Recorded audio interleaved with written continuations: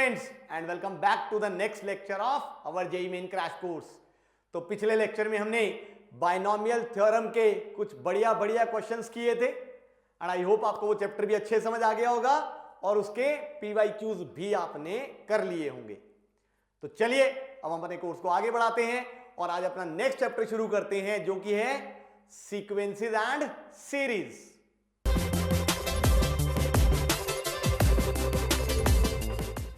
हाँ जी फ्रेंड्स, ये आ गया हमारे पास सीक्वेंस एंड सीरीज का सबसे पहला क्वेश्चन।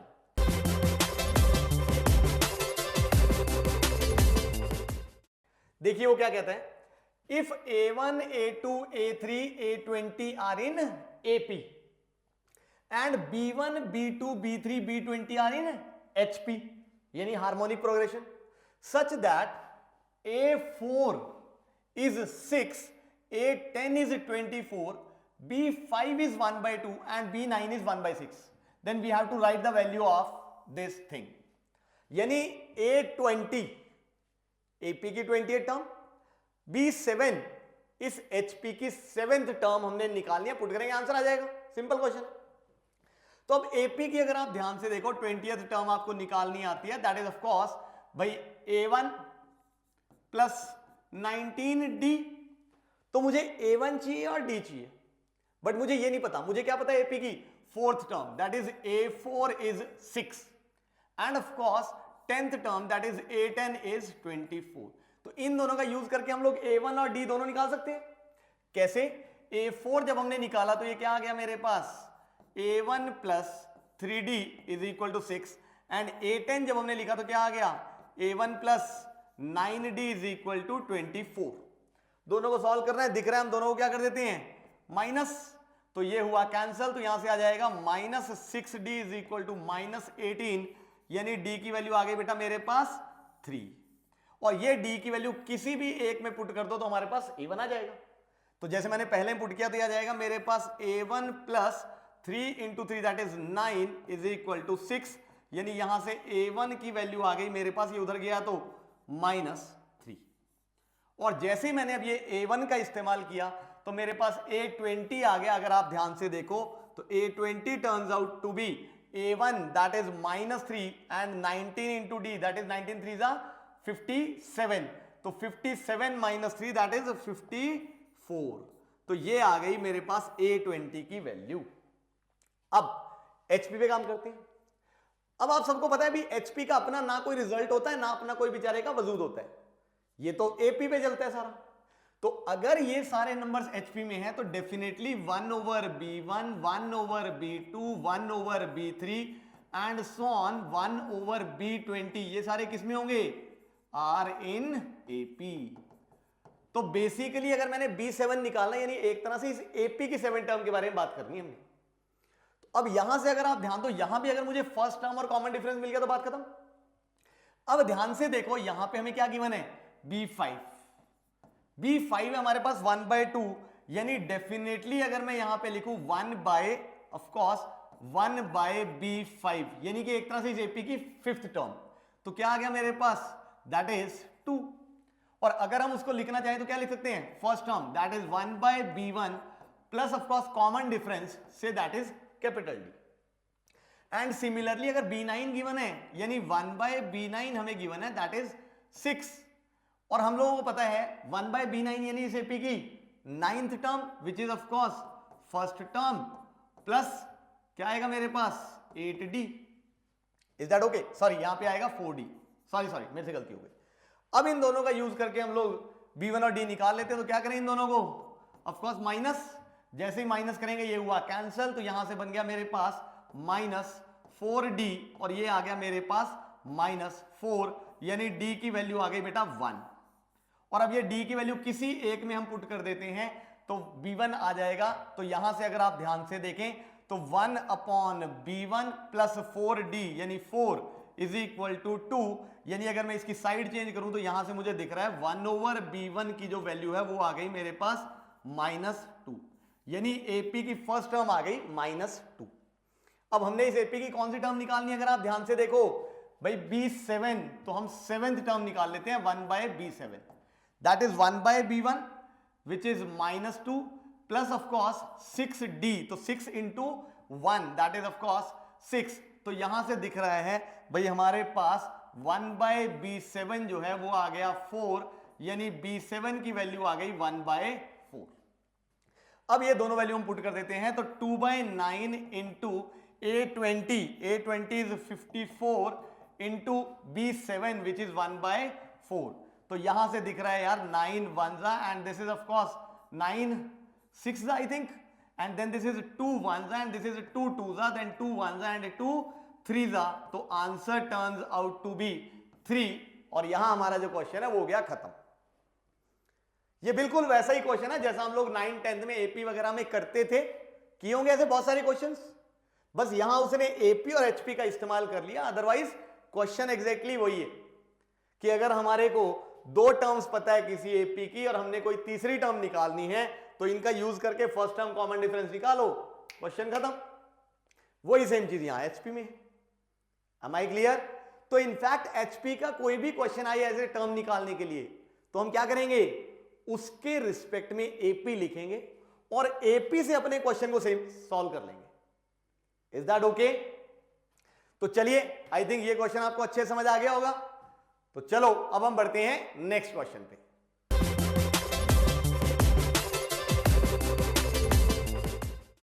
हाँ जी स्टूडेंट्स, ये आ गया नेक्स्ट क्वेश्चन। क्या कहता है, if a B c are positive numbers then the minimum value of this. इसकी मिनिमम वैल्यू निकालनी है, यानी दिस इज ग्रेटर देन और इक्वल टू सम नंबर, ऐसा कुछ सोचना है हमने। अब पॉजिटिव नंबर्स हैं, मिनिमम वैल्यू यानी इनइक्वालिटी पिक्चर में लानी है। जब भी ये दो चीजें आ जाए, पॉजिटिव नंबर्स और इनइक्वालिटी यानी मिनिमम मैक्सिमम वैल्यू, तो आपके दिमाग में एक ही घंटी बजेगी and that is relationship between AM and GM. तो यहां पे हम लोग रिलेशनशिप यूज करते हैं that AM is always greater than और इक्वल टू जीएम। ये अपने को पता होता है। सवाल ये उठता है कौन से नंबर्स पे एएम जीएम लगाया जाए। देखो यहां पे मुझे a प्लस बी दिख रहा है, तो मैं एक काम करता हूं, सबसे पहले a एंड b इन दो नंबर्स पे लगाता हूं एएम जीएम। तो ये आ गया a plus B upon 2 is greater than और equal to root A B. बोलो कर सकता हूं। इनफैक्ट क्योंकि मुझे डिनोमिनेटर में ए बी वगैरह जैसी की चीजें चाहिए, तो मैं एक काम करता हूं, क्योंकि ये पॉजिटिव ही है तो मैं इसको ऐसे लिख लेता हूं, a plus B upon root A b is greater than और इक्वल टू 2। पॉजिटिव नंबर्स है तो इनइक्वालिटी में क्रॉस मल्टीप्लाई करने में कोई दिक्कत नहीं है। Is that okay? तो यहां से मेरे पास ये एक रिलेशनशिप बन गया, अगर आप ध्यान से देखो ए और बी में। अब सिमिलरली यहां पे दिख रहा है बी प्लस सी, तो मैं बी और सी पे लगाता हूं एएम जीएम। तो मेरे पास सिमिलरली अगर आप ध्यान से देखो तो क्या आ जाएगा, B plus C by 2 is greater than और equal to root B C. इसको भी रीअरेंज करके लिखा तो B plus C upon root B C, ये आ गया ग्रेटर देन और इक्वल टू 2। ये आ गया दूसरा रिलेशनशिप। एंड सिमिलरली अगर आप ध्यान से देखो सी और ए पे लगाया तो सी प्लस ए अपॉन रूट सी ए, ये आ गया ग्रेटर देन और इक्वल टू 2। बिल्कुल ऐसे ही लगाएंगे हम लोग। तो ये आ गया तीसरा रिलेशनशिप। अब ध्यान से देखो, क्योंकि मुझे a plus B into B plus C into C plus A जैसी चीजें चाहिए, तो इसलिए क्या करना चाहिए, बिल्कुल क्योंकि पॉजिटिव नंबर्स हैं तो कोई दिक्कत नहीं होगी, इसलिए हम लोग कर देते हैं मल्टीप्लाई 1 2 एंड 3। और जैसे ही मैंने मल्टीप्लाई किया तो ध्यान से देखो ये आ गया a plus B upon root A B into B plus C upon root B C into C plus A upon root C. और ग्रेटर देन और equal to right hand side में क्या आ गया, 2 इंटू 2 इंटू 2 दैट इज 8। और यहां से अगर आप ध्यान से देखो तो ये बन गया a plus B into B plus C into C plus A upon, ध्यान से देखो यहां पे है रूट ए, यहां भी रूट ए, तो क्या बन गया, मल्टीप्लाई हो गए ए, रूट बी मल्टीप्लाई हो गए बी, रूट सी मल्टीप्लाई हो गए सी, तो ये आ गया ग्रेटर देन और इक्वल टू 8। इसका मतलब minimum value of this thing turns out to be 8 and hence completes the question. बस एक चीज का ध्यान रखना है, जब भी मिनिमम मैक्सिमम वैल्यू की बात हो तो थोड़ा सा आपने ये जरूर सोचना है कि किन वैल्यूज पे ये मिनिमम वैल्यू 8 आ रही है, क्योंकि हमने प्रूव किया कि this is greater than equal to 8। तो अगर हमने क्लेम करना है कि 8 मिनिमम वैल्यू है, इसका मतलब हमें ऐसी ए बी सी की वैल्यूज बतानी पड़ेगी जिसपे इसकी वैल्यू एक्चुअली 8 आ जाए। और वो अगर आप ध्यान से देखो तो हम लोगों को दिख रहा है, यानी यहां हमें चाहिए एक तरह से इक्वल टू 8 आ जाना चाहिए, मतलब इक्वल टू 8, यानी यहां इक्वल हो जाए, यहां भी इक्वल हो जाए और यहां भी इक्वल हो जाए, मतलब basically am is equal to क्या हो जाए, gm। यानी ये इक्वालिटी अचीव होगी जब am और gm बराबर होंगे। और am और gm बराबर कब होते हैं, जब नंबर्स क्या हो जाते हैं, इक्वल। यानी am gm बराबर होंगे जब a is equal to b हो, फिर b is equal to c हो and c is equal to a हो। यानी तीनों को हम क्या ले लें, अगर 1 1 1, तो ध्यान से देखो नजर आ रहा है इस क्वांटिटी की मिनिमम वैल्यू जो 8 है वो अचीव हो रही है। तो इसलिए the minimum value of this is 8 and achieved at a is equal to b is equal to c is equal to 1। इसका थोड़ा सा ध्यान रखना है, काफी बच्चे इसको मिस कर जाते हैं और जेई वाले कई बार इसी पे गेम चेंज कर देते हैं। कई बार वो वैल्यू आ तो जाती है बट ये अचीव नहीं हो पाती, तो हमें कुछ और तिगड़म लगाना पड़ता है। फिर ऐसे क्वेश्चन जेई में पूछे गए हैं, तो ध्यान से we have to be very careful. Is that okay? तो चलिए गाइस, समझ आ गया है, तो बढ़ते हैं इसके बाद हम लोग नेक्स्ट क्वेश्चन पे।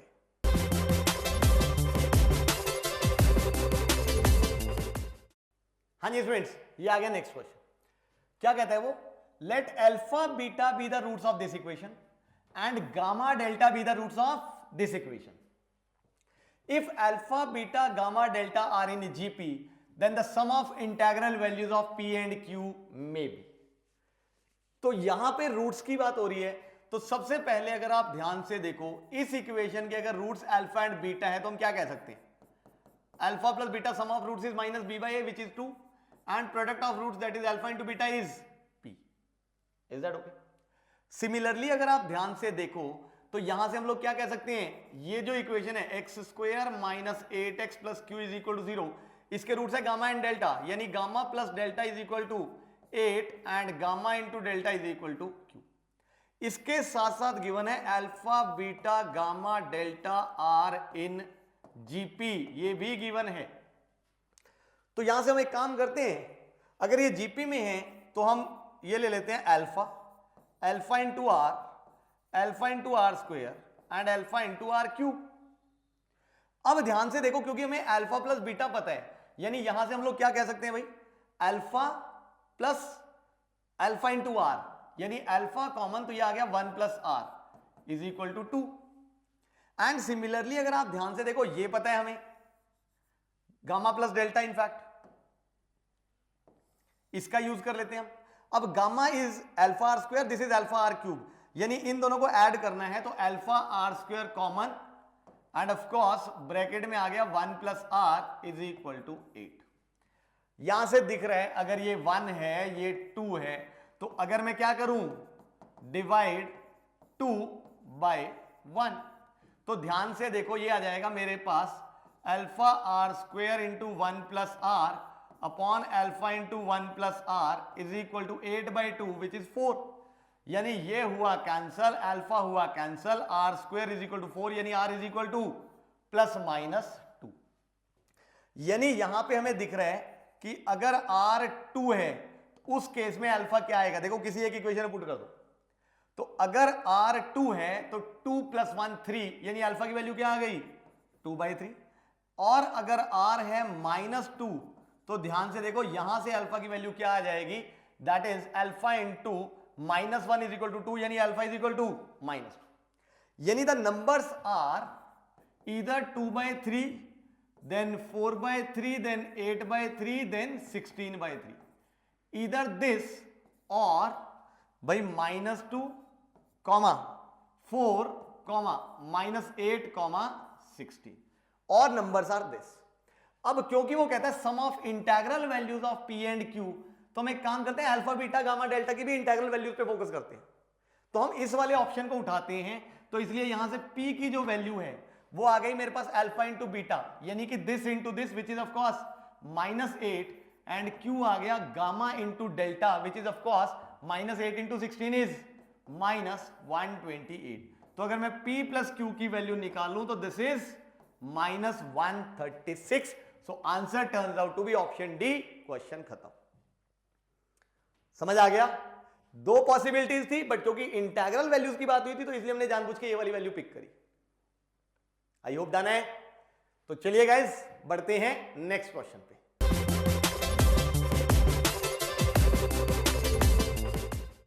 हाँ जी स्टूडेंट्स, ये आ गया नेक्स्ट क्वेश्चन। वो कहता है the sum of an infinite geometric series with positive terms is 4 and the sum of its cubes of its terms is 64/19, then the common ratio of this series is। एक infinite GP की बात हो रही है, यानी AR square and so on। सारी positive terms है, मतलब A भी पॉजिटिव है, R भी पॉजिटिव है, और इन सब का सम दिया हुआ है। अब इन्फिनिट GP का सम अगर आप ध्यान से देखो, आपको फॉर्मूला पता है, A/1 - R is given to us as 4 and वो कहता है क्यूब्स, यानी इन टर्म्स का क्यूब किया तो a cube, then a cube into are cube, then a cube into r की पावर 6 एंड सो ऑन। ये आ गई इन्फिनिट जीपी की टर्म्स का क्यूब्स। ये भी मुझे दिख रहा है कि इन्फिनिट जीपी ही बनेगी, जिसकी फर्स्ट टर्म है हमारे पास a क्यूब और कॉमन रेशियो है मेरे पास आर क्यूब। बोलो दिख रहा है कि नहीं? यानी ये भी अगर इन्फिनिट जीपी है तो इसका सम क्या आ गया? First term over 1 - r and that is given to us as 64/19। तो अब इन दोनों को सॉल्व करना है, ए और आर आना है, क्वेश्चन खत्म। इनफैक्ट कॉमन रेशियो चाहिए तो आर ही निकालना। तो एक काम करते हैं, देखो यहां ए क्यूब है तो मैं एक काम करता हूं, इसमें भी क्यूबिंग कर देता हूं। तो this is a cube over 1 - r का whole cube is equal to 64। और अब मैं इन दोनों को क्या कर देता हूं? डिवाइड। So divide 1/2। जैसे ही मैंने डिवाइड किया तो यह आ जाएगा a क्यूब ओवर 1 - r का whole cube upon a cube over 1 - r cube is equal to 64 upon 64/19। तो 19 चला गया ऊपर। अब यहां से दिख रहा है ये वाली टर्म इसके साथ आ जाएगी और ये वाली टर्म इसके साथ चली जाएगी, एंड इनफैक्ट a क्यूब से a क्यूब कैंसिल हो गया, तो यह आ जाएगा 1 - r क्यूब ओवर 1 - r का whole cube is equal to, ये भी कैंसिल हुआ तो इज इक्वल टू 19। अब देखो दिख रहा है, I think this is a cube minus b cube which is a minus b into a square plus ab plus b square, और नीचे आ गया 1 - r का whole cube is equal to 19। अब आई थिंक दिख रहा है कि एक 1 - r तो कैंसिल हो गया, तो यहां स्क्वेयर बचा, तो ये आ गया 1 + r square is equal to 19 into, मैंने इसको क्रॉस मल्टीप्लाई कर दिया, 1 - r का whole square which is 1 - 2r plus r square. तो ये बना 19r स्क्वेयर, और ये r स्क्वेयर उधर चला गया तो क्या बना? 18r square. ये बना -38r, और ये r उधर गया तो क्या बन गया? -39r। और ये बना 19, और ये 1 उधर गया तो क्या बना? +18 इज इक्वल टू 0। अब ये बन गई आर में क्वाड्रेटिक। सॉल्व करेंगे बात बन जाएगी, या फिर इसके बाद सॉल्व भी अगर नहीं करना है तो हम पुट एंड चेक करके अपना आंसर यूं निकाल सकते हैं। Is that okay? तो चाहे आप पुट एंड चेक कर लो या आप सॉल्व कर लो। अगर सॉल्व करना है तो by splitting the middle term करना पड़ेगा। अब कैसे करें? अब भाई दो नंबर सोचने हैं जिनका सम -39 और प्रोडक्ट क्या आ जाए 18 इंटू 18। ऐसे तो दिख नहीं रहा, एक काम करते हैं इसकी प्राइम फैक्टराइजेशन करते हैं। 18 को लिख लिया 3 इंटू 3 इंटू 2 और इसको लिख लिया इंटू 3 इंटू 3 इंटू 2। अब मुझे ऐसे तोड़ना है इनको कि सम 39 बन जाए -39। तो कैसे तोड़े? देखो 3 3 = 9 और 3 = 27 और 3 2 = 6 2 = 12, 27 और 12 बिल्कुल ठीक। तो 18r square minus 27r minus 12r plus 18 equal to 0। यानी यहां से दिख रहा है 9r कॉमन, तो ये आ जाएगा 2r माइनस 3, और यहां से -4 कॉमन, तो ये आ जाएगा 2r माइनस, नहीं सॉरी 4 नहीं, यहां से -6 कॉमन, तो ये -6 हमने कॉमन लिया, तो ये आ जाएगा 2r minus 3 is equal to 0। यानी 2r माइनस 3 कॉमन, और यहां से आ जाएगा 9r minus 6 is equal to 0। यानी यहां से दिख रहा है इसको 0 किया तो r की वैल्यू 3/2, और इसको 0 किया तो r की वैल्यू 6/9 विच इज 2/3। अब सवाल उठता है कि ये ले या ये ले। अब वैसे तो अगर हम ऑप्शन को देखें तो उसमें 3/2 है ही नहीं, सिर्फ 2/3 है, तो यही आंसर है। अदरवाइज तो r की दोनों वैल्यूज पॉसिबल थी, है कि नहीं? नहीं, ध्यान से r को अब आप 3/2 लेके और a की वैल्यू निकालने की कोशिश करो। जैसे मान लो अगर मैं इसमें पुट कर देता हूं तो a upon 1 minus r that is 1 minus 3/2 is -1/2 and is equal to 4।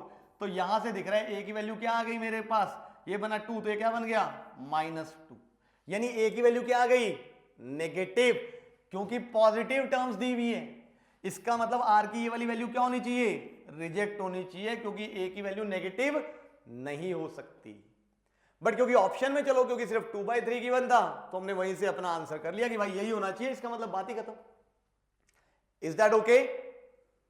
कई बार ऐसे में फंस जाते हैं हम लोग कि दोनों वैल्यूज ले या ना ले, तो ध्यान से क्वेश्चन का एक एक शब्द इंपॉर्टेंट होता है। कई बार हम इन चीजों पे ध्यान नहीं देते, हम आगे निकल जाते हैं, हम कहते हैं ठीक है यार कोई बात नहीं है, तो ऐसे ही गिवन होगा। ऐसे ही कुछ नहीं है, क्वेश्चन को ध्यान से पढ़ना, पढ़ के समझ के करना is very very important. Am I clear? तो चलिए गाइस बढ़ते हैं इसके बाद नेक्स्ट क्वेश्चन पे।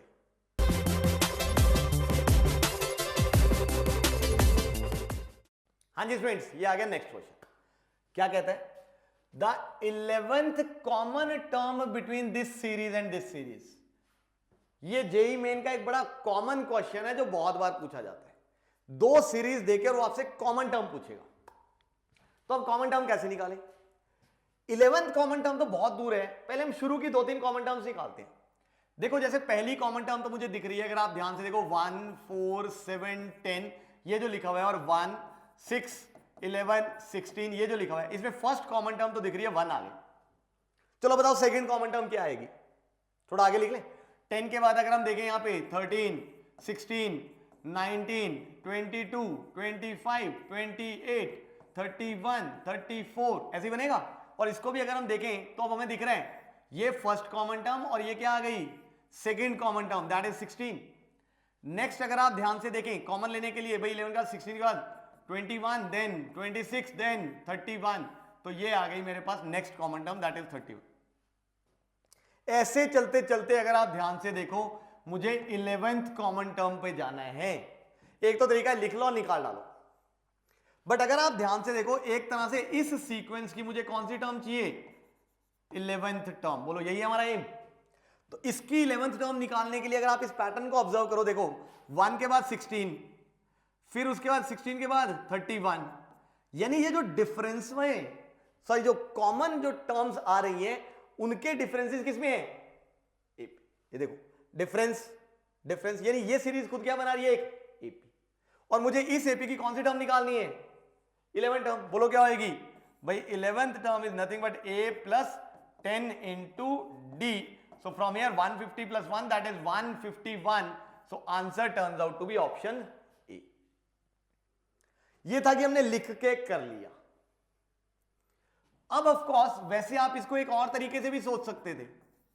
कैसे, जल्दी से एक छोटा सा और तरीका बताता हूं। ऐसा ही अगर आप ध्यान से देखो इसमें जो टर्म्स आ रही हैं वो आ रही है 3-3 के गैप पे, और इसमें जो टर्म्स आ रही है वो आ रही है 5-5 के गैप पे। यानी यहां से हमें देखते ही पता लग जाना चाहिए था कि अगर दोनों की कॉमन टर्म्स मुझे चाहिए कितने के गैप पे मिलेगी 15 के गैप पे। यानी आई एम सॉरी, यानी अगर हमें फर्स्ट टर्म 1 मिल रही है तो इसके बाद नेक्स्ट टर्म डेफिनेटली क्या मिलेगी 16, नेक्स्ट टर्म क्या मिलेगी 31 एंड सो। तो यहां से हम डायरेक्टली भी कर सकते थे बजाय ऐसे टर्म्स ढूंढने के। क्यों 15 क्या है इन दोनों का एलसीएम, तो कॉमन टर्म कब मिला हमें लोवेस्ट कॉमन मल्टीपल के बाद मिलेगा, सीधी बात है। Is that okay? तो कई बार अगर बड़ी बड़ी टर्म्स आ जाए तो हम इस मेथड से क्वेश्चन को काफी तेजी से कर सकते हैं। सो आई होप आप लोगों को नजर आ रहा होगा। तो चलिए अगर ये क्वेश्चन समझ आ गया है तो बढ़ते हैं नेक्स्ट क्वेश्चन पे।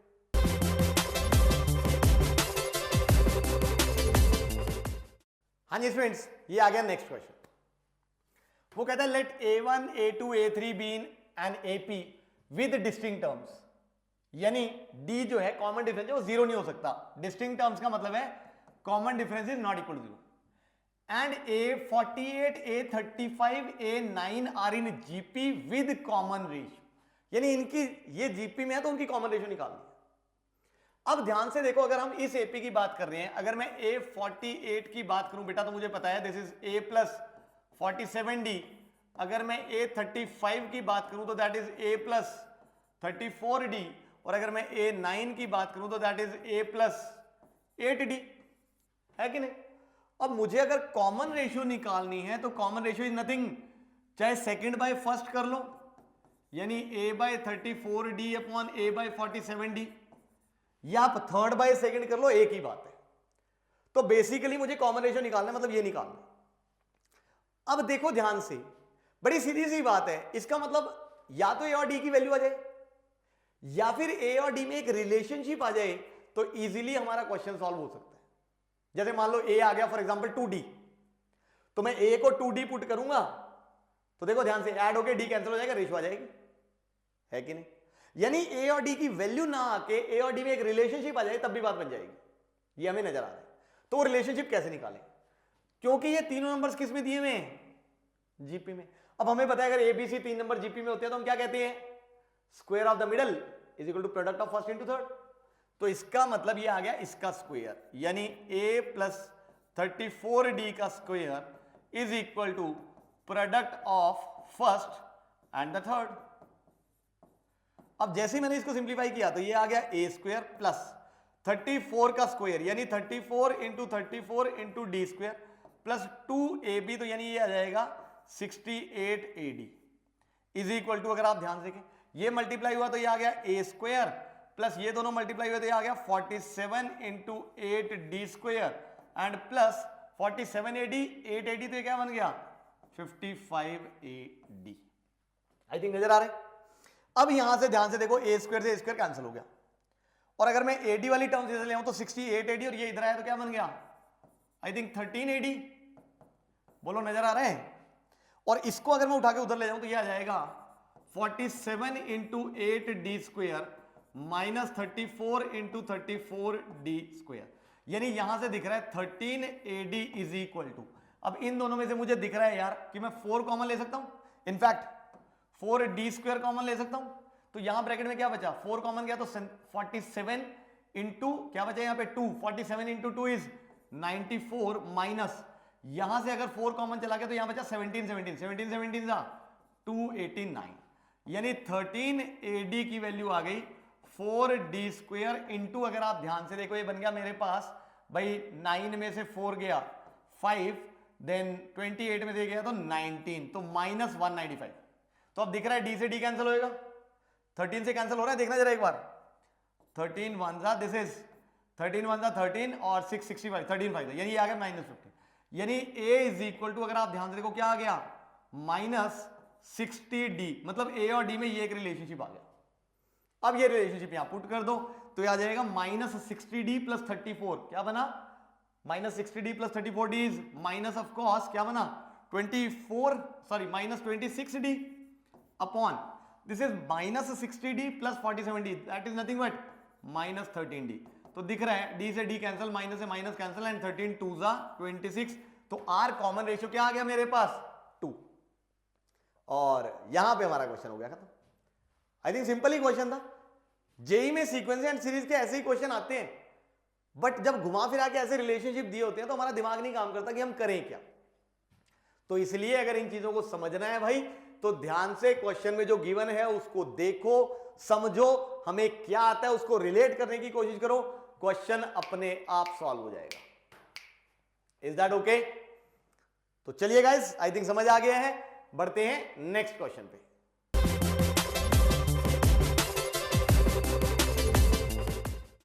हाँ जी स्टूडेंट्स, ये आ गया नेक्स्ट क्वेश्चन। क्या कहता है? The sum of first 3 terms of a GP 7/6, 3 first terms के सम हमें पता है, एंड देयर प्रोडक्ट इज -1, और उनका प्रोडक्ट जो -1 है, then the fourth term of this GP may be, तो इस जीपी की 4 टर्म निकालनी है। I think again a simple question. अगर जीपी की 3 टर्म्स की बात हो रही है तो हम लोग क्या ले सकते हैं? AR स्क्वायर ले सकते हैं, कोई दिक्कत नहीं है, पर हम ये नहीं लेंगे। क्यों? जैसे अगर आपको याद हो, आपने 9th-10th में पढ़ा था कि अगर हमने एपी की 3 टर्म्स लेनी हो और अगर मुझे एपी की 3 टर्म्स का सम पता है तो बजाय हम 3 टर्म्स A प्लस डी और A प्लस 2D लेने के, प्रेफरेबली हम लेते थे A minus D, A and A plus D, ताकि जब तीनों को ऐड करें तो D से D कैंसिल और एक वेरिएबल की वैल्यू सीधी आ जाए हमारे पास। Am I clear? I think समझ आई ये वाली चीज। तो अब इसका मतलब यहां पे अगर प्रोडक्ट दिया है तो हम लोग क्या करें? अब प्रोडक्ट है तो ऑब्वियसली हम लोग क्या करेंगे, बजाय ये टर्म्स लेने के हम क्या ले लेंगे, a by r, a and ar. Let the three terms in GP be this. अब यहां से अगर आप ध्यान से देखो, क्योंकि इनका सम दिया हुआ है, यानी a by r plus a plus ar is given to us as 7/6. यानी अगर मैं यहां से a कॉमन ले लूं और यहां से एलसीएम लूं तो 1 by r plus 1 plus r, और एलसीएम लिया तो नीचे r, तो ये बन गया 1 plus r square is equal to 7/6. यानी एक तरह से a और r में ये एक रिलेशनशिप बन गया, एक कंडीशन आ गई। एक और कंडीशन क्या है, ध्यान से देखो, देयर प्रोडक्ट। तो इनका प्रोडक्ट जब हमने यूज किया, यानी a by r into a into a are is given to us as -1, यानी ये r से r कैंसिल हुआ, a cube is equal to -1, यानी a की वैल्यू सीधा क्या आ गई, -1। तो ये आ गई दूसरा रिलेशनशिप, यहां से इनफैक्ट a की वैल्यू आ गई। अब अगर मैं ये a की वैल्यू यहां पुट कर दूं तो ध्यान से देखो, आई कैन से कि 1 plus are square upon r की वैल्यू आ गई -7/6। वैसे तो माइनस इधर आना, मैंने कहा उधर ले जाते हैं, एक ही बात है, क्या फर्क पड़ता है, समझ आया? ये ऐसे चलाकियां कर लिया करो खुद ब खुद। क्रॉस मल्टीप्लाई किया तो आर में इक्वेशन बन गई, सॉल्व कर लो तो ये आ जाएगा 6r square plus 6r, 6r square plus 6r plus 6 is equal to -7r। इसकी साइड चेंज करी तो आ जाएगा 6r स्क्वायर, तो क्या बन गया, plus I think 13r plus 6 is equal to 0। तो अब यहां से दिख रहा है प्रोडक्ट हमें चाहिए 36, सम हमें चाहिए 13। तो कौन से दो नंबर्स लें, अगर आप ध्यान से देखें 13 ही बनेगा ना भाई, बिल्कुल 13 ही बनेगा, 7/6 है। तो यहां से अब अगर आप ध्यान से देखो तो हम r की वैल्यू निकाल सकते हैं। प्रोडक्ट अब हमें चाहिए प्रोडक्ट 36 और ये सम, तो इसका मतलब स्प्लिट हो रही है मिडिल टर्म। कैसे स्प्लिट हो रही है, अगर आप ध्यान से देखो 9 और 4 में है ना, तो 6r square plus 9r plus 4r plus 6 equal to 0। यानी यहां से दिख रहे हैं 3r कॉमन, तो ये बन जाएगा 2r प्लस 3, और प्लस 2 कॉमन, तो ये बन जाएगा 2r plus 3 is equal to 0। यानी 2r प्लस 3 बेटा आ गया कॉमन, तो इनटू यहां पे क्या बच गया मेरे पास भाई 3r plus 2 is equal to 0। इसका मतलब यहां से दिख रही है r की वैल्यू इज ईदर -3/2 और इट इज -2/3। तो r की दो पॉसिबल वैल्यूज है, तो फोर्थ टर्म में भी निकाल सकते हैं हम लोग। फोर्थ टर्म अगर मैं निकालूं तो that is a into are cube, यानी इधर fourth term can be -1 into इसका क्यूब किया तो क्या आ गया -27/8, यानी इधर दिस इज दिस थिंग। और अगर आप ध्यान से देखो मैं T4 अगर मैं निकालता हूं तो क्या आ जाएगा a इंटू आर क्यूब, यानी इसका क्यूब किया तो -8/27, यानी कि ये आ गया 8/27 है। Fourth term, how is that, r is -3/2। तो fourth term of the GP में भी कहां गलती हो गई भाई, देखें 7/6, तो 3r कॉमन लिया तो 2r प्लस 3 प्लस 2 कॉमन लिया तो 2r प्लस 3, r की वैल्यू है -3/2 और r की वैल्यू है -2/3। तो ये तो क्यूब ही होगा, तो यही बनेगा, और a तो हमारे पास ऑलरेडी -1 है, तो ये -4/9। वाई इट इज सेइंग -4/9, कुछ गलती तो नहीं करी अभी हमने, ढूंढो जरा। a over r plus A are is equal to 7/6। a common गया तो 1 plus are square upon r is equal to 7/6। Product किया -1, यानी a इज -1, पुट किया -7/6, तो ये 6 क्रॉस मल्टीप्लाई करेंगे, 6 plus 6r square is equal to -7r, ये आएगा 13r। मिडिल टर्म भी 9 और 4 में टूटी है, 13 है और उधर से 36 है, बिल्कुल ठीक है। तो 3r, तो यहां से बन गया 2r प्लस 3, यहां से 2 कॉमन तो 2r plus 3, 2r plus 3 common तो 3r प्लस 2, यानी r की वैल्यू -3/2 और r की वैल्यू -2/3। अब हमने निकालनी है फोर्थ टर्म। फोर्थ टर्म होगी a इंटू आर क्यूब, तो दैट इज -1 इंटू इसका क्यूब किया तो -27/8, यानी कि ये और दिस, बिल्कुल ठीक है। आई थिंक पता नहीं आंसर ये क्यों लिखा गया है, मेरे हिसाब से इधर आंसर शुड बी 27/8 और इट शुड बी 8/27। अरे एक मिनट और अरे अरे अरे अरे अरे अरे अरे ये मैंने क्या कर दिया, सॉरी सॉरी सॉरी। अगर आप ध्यान से देखें इसकी फर्स्ट टर्म तो हमने ये ली है ध्यान से, तो अगर हमने ये फोर्थ टर्म निकालनी है तो ये फोर्थ टर्म क्या जाएगी, सबसे पहले हम निकालें अगर फर्स्ट टर्म, तो फर्स्ट टर्म क्या आएगी a बाई आर, यानी इधर दिस बाय दिस, यानी -1 अपॉन -2 बाय -3/2, तो क्या बन गया ये 2/3, और अगर आप ध्यान से देखें -1 बाय दिस, यानी कि ये क्या बन गया 3/2, तो ये है T1। तो यहां से अगर आप ध्यान से देखो T4 क्या आ गया a इंटू आर क्यूब, यानी कि -27/8, और सॉरी भाई मेरे से गलती हो गई, a which is of course 3/2 into are cube, यानी कि -8/27, यानी इधर दिस इज, अगर आप ध्यान से देखो 2 4 जा 3 9 जा, तो ये आ गया -9/4, और दिस इज -4/9, तो इसलिए ये आंसर बिल्कुल ठीक है। यहां पे आंसर शुड बी -4/9। सॉरी, ये मैं ए निकालने में, मैं क्योंकि फॉर्मूले से लिख रहा था, थोड़ी सी गलती हो गई मेरे से। Is that okay? ये ध्यान से ऐसी छोटी मोटी गलतियां होती रहती हैं हमारी। Am I clear? तो चलिए समझ आ गया होगा। इसके बाद हम बढ़ते हैं नेक्स्ट क्वेश्चन पे।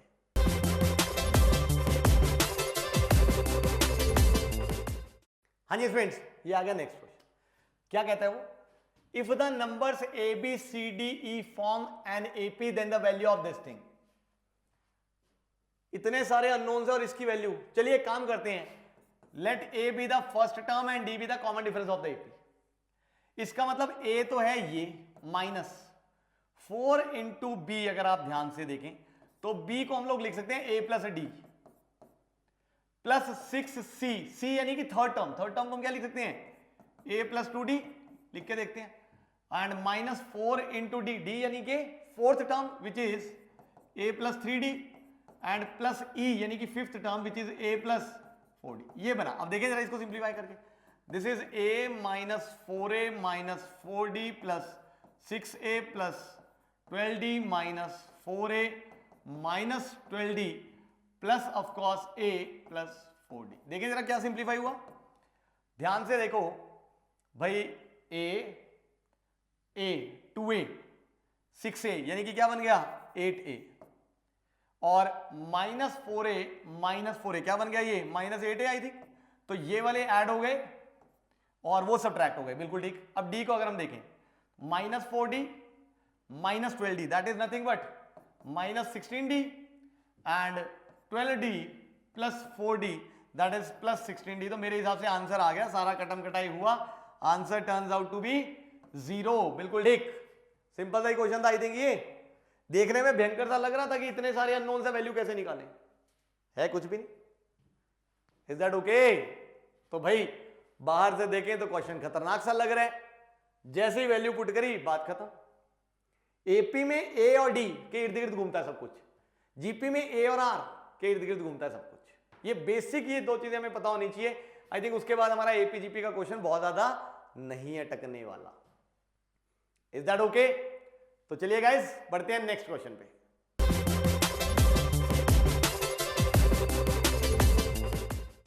हाँ जी फ्रेंड्स, ये आ गया नेक्स्ट क्वेश्चन।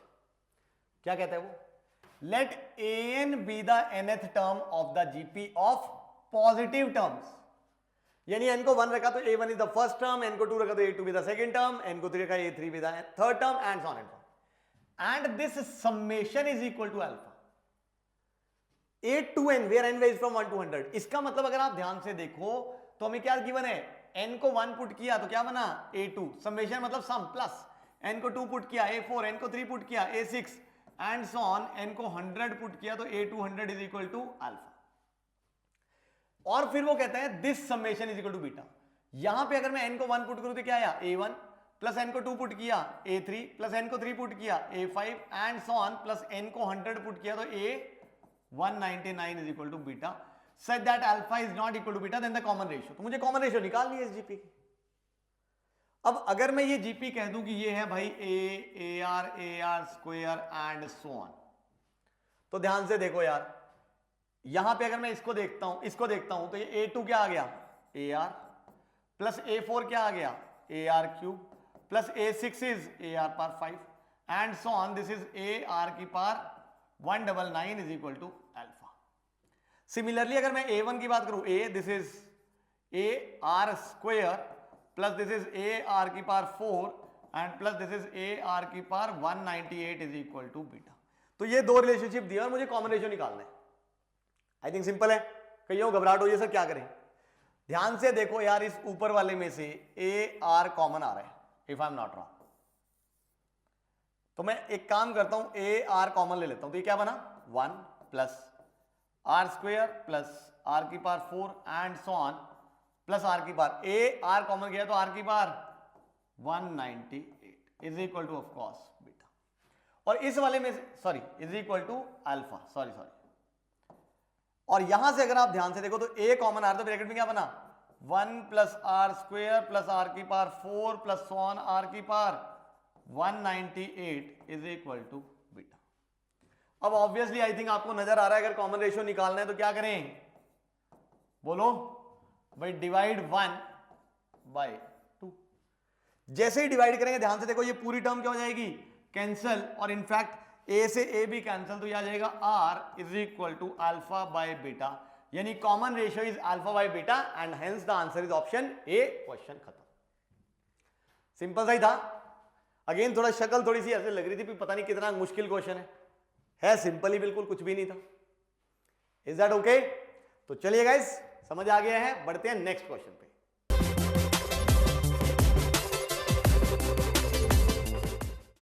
हाँ जी बच्चों, ये आ गया नेक्स्ट क्वेश्चन। क्या कहता है, the least value of A for which these 3 terms are 3 consecutive terms of an AP। कोई भी 3 कंसेक्यूटिव टर्म्स है। अब इसका मतलब हमें एक तरह से ऐसे 3 नंबर्स दिए हुए हैं जो कि किसमें है, AP में। इस कंडीशन का हमने यूज करना है।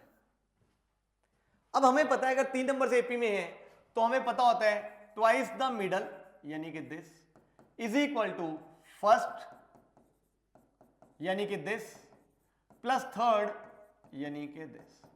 और अब मुझे यहां से निकालनी है भाई, अगर आप ध्यान देखो A की वैल्यू आ गई ये, A की इज इक्वल टू 5 की पावर 1 प्लस एक्स प्लस 5 की पावर में 1 माइनस एक्स प्लस 25 की पावर में x प्लस 25 की पावर में माइनस।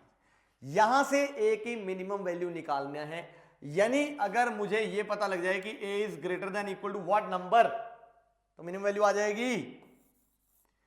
अब सवाल उठता है ग्रेटर देन इक्वल टू कैसे लिखें। देखो हमें इतना पता है क्योंकि ये जो 2 नंबर्स ऐड हो रहे हैं, तो इन 2 नंबर्स के सम की मैं मिनिमम वैल्यू निकाल सकता हूं by applying relationship between AM and GM। अगर मैं इन दोनों पे AM GM लगाऊं तो दिस इज 5 की पावर में 1 प्लस एक्स प्लस 5 की पावर में 1 minus X, A plus B by 2 is greater than equal to root of AB, यानी इन दोनों का प्रोडक्ट। तो यहां से हमें दिख रहा है 5 की पावर 1 प्लस एक्स प्लस 5 की power 1 minus X is greater than equal to, देखो सेम बेसिस मल्टीप्लाई हो रहे, पावर्स ऐड होएंगी, x कैंसिल हो जाएगा, 5 की पावर 2, और क्योंकि स्क्वायर रूट है इसलिए क्या आ जाएगा 5, और ये 2 उधर मल्टीप्लाई हुआ तो 10, यानी इसकी जो मिनिमम वैल्यू है वो आ गई मेरे पास 10। Is that okay? सिमिलरली इन दोनों की मिनिमम वैल्यू भी निकाल सकते हैं by using the same relation. कैसे? 25 की पावर x प्लस 25 की power minus X upon 2 is greater than equal to root of 25 की पावर x इंटू 25 की पावर माइनस एक्स।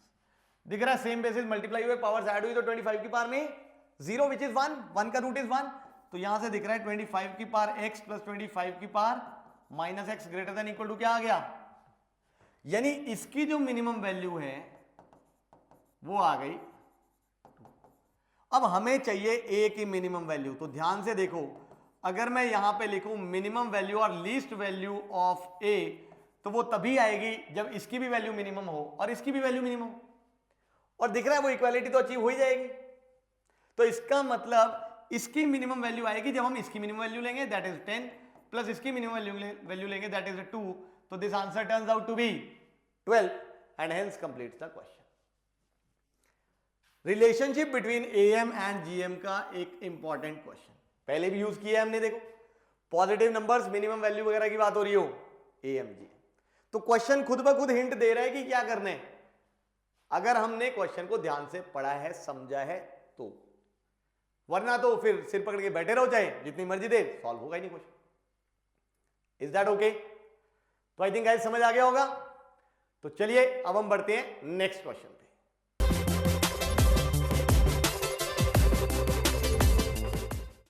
हाँ जी फ्रेंड्स, ये आ गया नेक्स्ट क्वेश्चन।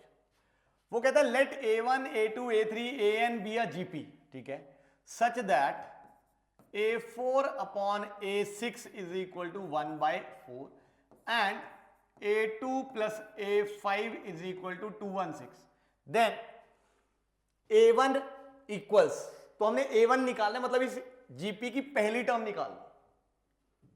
अब दो रिलेशनशिप दिए, मैं यूज कर लेते हैं।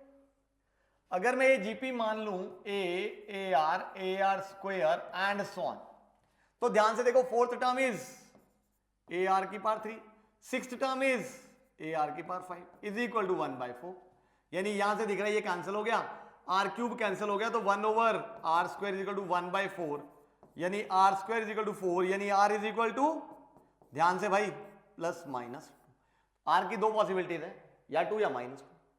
अब A2 हमें पता है AR, A5 हमें पता है AR की पावर 4 इज इक्वल टू 216, ये एक और रिलेशनशिप दिया हुआ है। अब यहां से अगर मैं A कॉमन ले लूं तो ये बन जाएगा, इनफैक्ट AR अगर मैं कॉमन ले लूं तो ये बन जाएगा मेरे पास 1 plus R cube is equal to 216। अब ध्यान से देखो, R को पुट करो, A निकाल लो, तो when R is equal to 2, तो क्या आ गया ये, ध्यान से देखो, this is A into 2 into 1 plus 2 cube is 1 plus 8 is 9 is equal to 216, यानी A की वैल्यू आ गई 216 अपॉन 18, तो ये आ गया 108 अपॉन 9, यही बन रहा है। तो यहां से जो A की वैल्यू है that turns out to be, अगर आप ध्यान से देखो भाई, 9 of course 12 A is equal to 12, और when R is equal to -2, तो ये आ जाएगा A इंटू -2, और ये बन जाएगा 1 - 8 आई थिंक, तो 1 - 8 इज -7 इज इक्वल टू 216, यानी A की वैल्यू आ गई 216 अपॉन 14, तो ये आ गया 108 अपॉन 7 आई थिंक, तो A की दूसरी वैल्यू आ गई 108 अपॉन 7, सो इधर A इज दिस और A इज दिस, तो यहां से दिख रहा है आंसर आ गया ये। वैसे तो A 12 आते ही हमारे को आंसर दिख गया था, आगे सॉल्व करने की जरूरत ही नहीं थी, बट स्टिल मैंने जानबूझ के सॉल्व करा दिया कि आपको पता होना चाहिए क्वेश्चन को हमें लास्ट तक कैसे लेके जाते हैं। दो वैल्यूज है, छूटनी नहीं चाहिए। Am I clear? तो चलिए गाइस, समझ आ गया होगा, आसान सा ही क्वेश्चन था ये। इसके बाद हम बढ़ते हैं नेक्स्ट क्वेश्चन पे।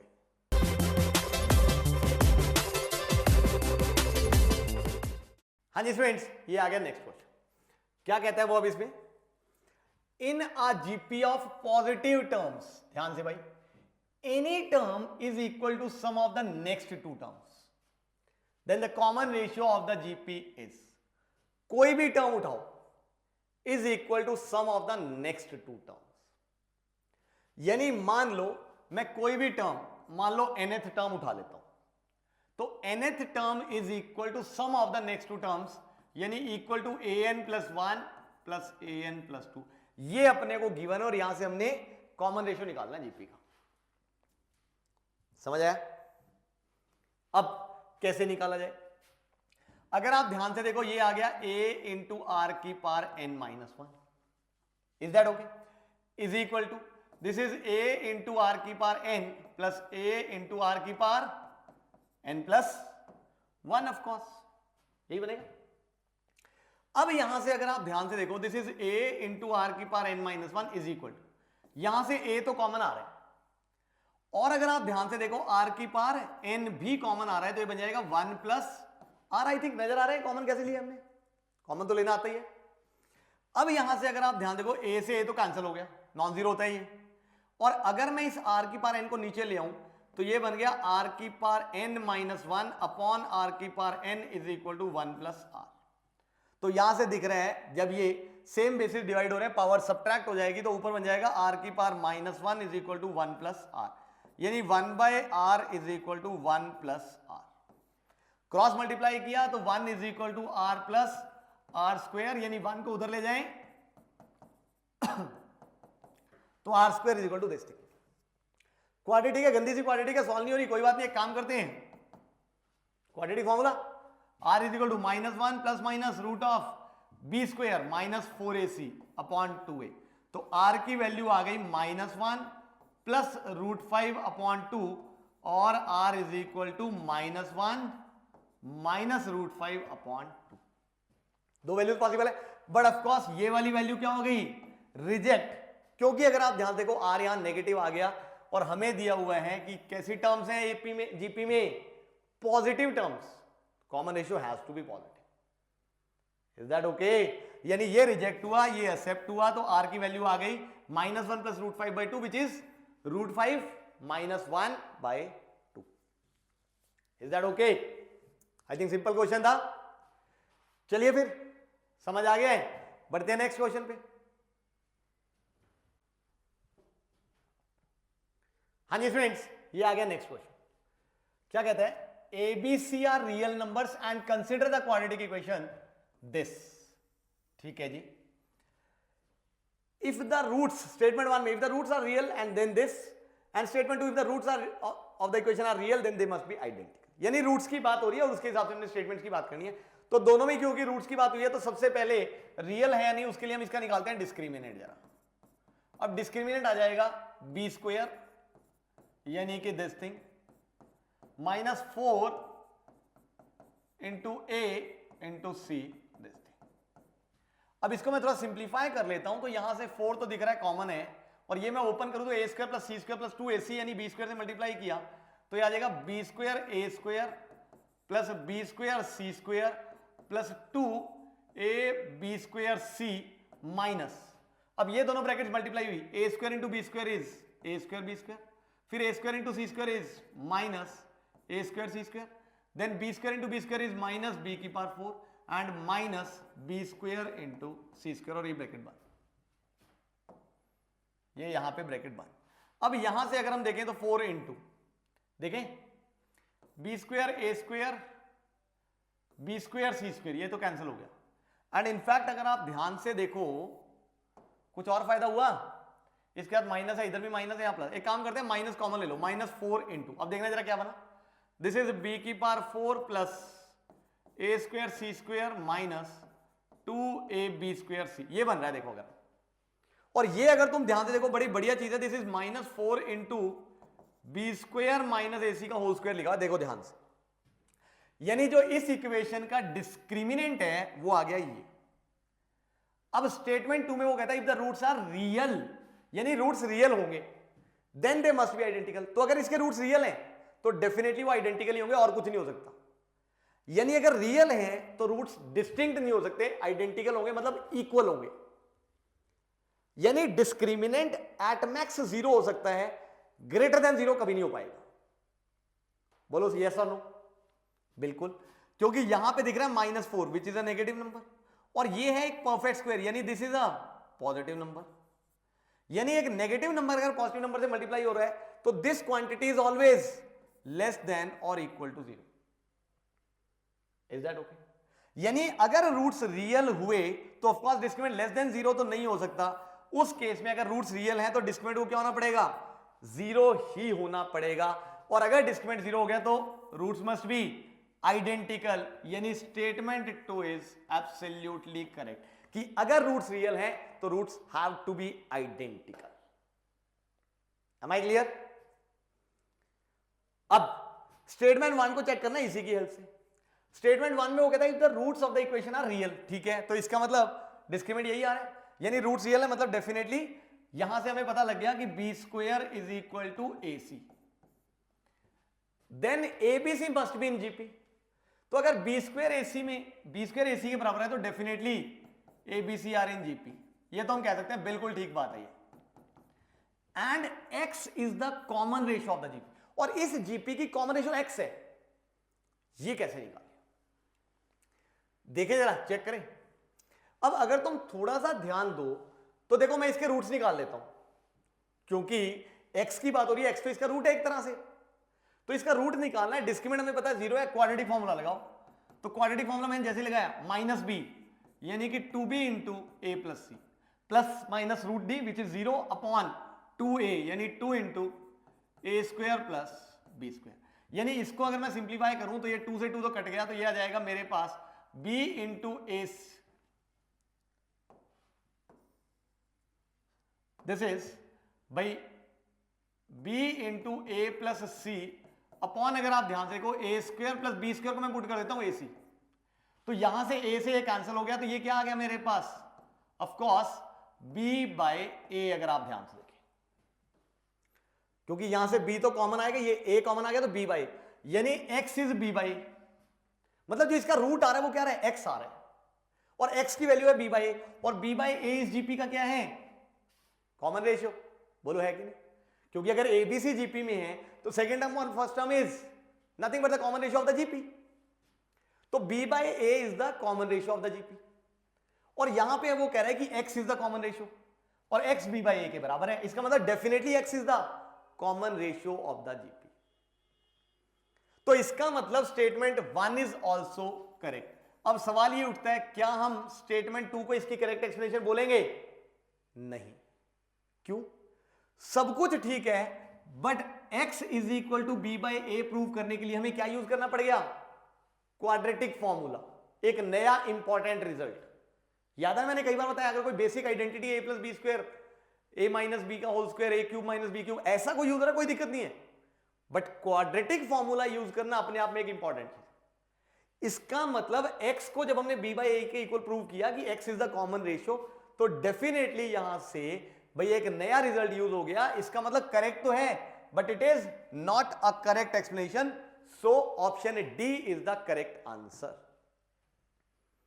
Is that okay? ध्यान से, ऐसे क्वेश्चन में कई बार गड़बड़ हो जाती है, हम फंस जाते हैं कि यार करेक्ट हो गया और अब क्या जवाब दें, तो इसलिए ध्यान से सोच समझ के। Is that okay? सहयोग क्लियर है? तो चलिए फिर बढ़ते हैं नेक्स्ट क्वेश्चन पे।